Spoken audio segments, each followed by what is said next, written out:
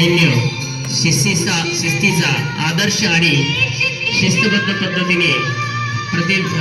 पद्धतीचे प्रतिकात्मक स्वरूपाचे परेड निरीक्षणाचा क्षण आज आपण आपल्या न्यू व्यासपीठ पीरबावड्याच्या प्रांगणात पाहत आहोत.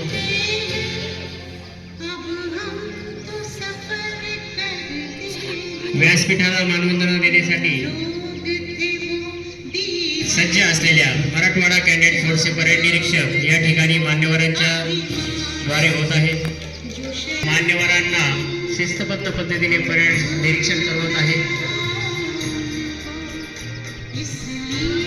भारतीय सेना व सैन्यांचा पराक्रम तसेच सैनिकांचे त्याग व बलिदान यामुळेच आज आपण सर्वजण सुरक्षित आहोत.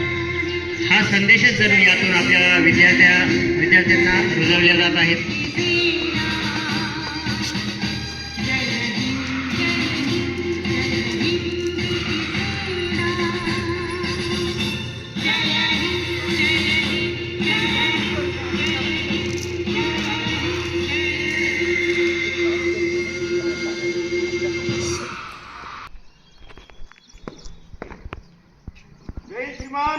श्रीमान, परेड को आगे की कार्रवाई करने की अनुमति चाहता हूँ. श्रीमान, अनुमति है.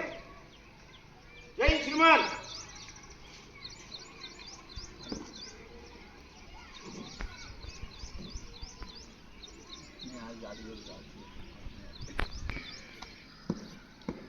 परेड सैनिक चलेगा.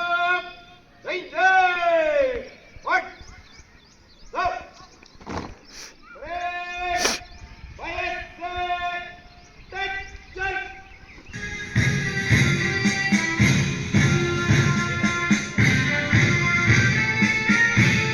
आदरणीय व्यासपीठ व सर्वांना मी कल्पना देऊ इच्छितो की मराठवाडा शिक्षक प्रसारक मंडळाचे आदरणीय सरचिटणीस आमदार श्री सतीजी चव्हाण साहेब यांच्या प्रेरणेतून व प्राध्यापक अभिजित पवार सर यांच्या मार्गदर्शनातून विविध विद्यालये महाविद्यालये मराठवाडा कॅडेट फोर्स हा उपक्रम यशस्वीपणे पार पाडत आहेत. शैक्षणिक वर्ष 2024-25 मध्ये 26 जानेवारी 2025ला न्यू व्यासपीठ उच्च माध्यमिक विद्यालय पीरबावडा येथे सुद्धा मराठवाडा कॅडेट फोर्सची स्थापना करण्यात आली आहे. यानंतर मराठवाडा कॅडेट फोर्सचे व्यासपीठाला मानवंदना देणार असून मान्यवरांना व मुख्याध्यापक सरांना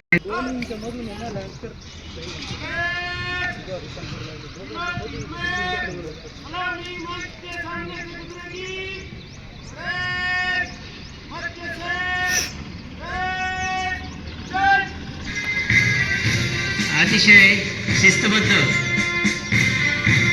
रुबाबदार दिमागदार पथसंचलनाचे सादरीकरण मराठवाडा कॅडेट फोर्स विभाग प्रमुख प्राध्यापक अभिजित पवार सर आणि त्यांच्या आदर्श विद्यार्थी कॅडेट या ठिकाणी सादर करीत आहेत. सर्वांनी जोरदार टाळ्या वाजवाव्या आणि त्यांना प्रोत्साहन द्यायचे. सर्वात प्रथम येत आहे तेजस्वी बटालियन. प्राध्यापक अभिजित पवार सर आणि तेजस्वी बटालियनचे कॅडेट व्यासपीठाकडे शिस्तीत येत आहेत. या प्लाटूनचे कमांडर कुमारी मयूर मुळे असून परेडचे नेतृत्व प्राध्यापक अभिजित पवार सर करीत आहेत. अतिशय उत्साहात व शिस्तबद्धपणे मान्यवरांना मान्यवंदना देताना मराठवाडा कॅडेट फोर्सचे विद्यार्थी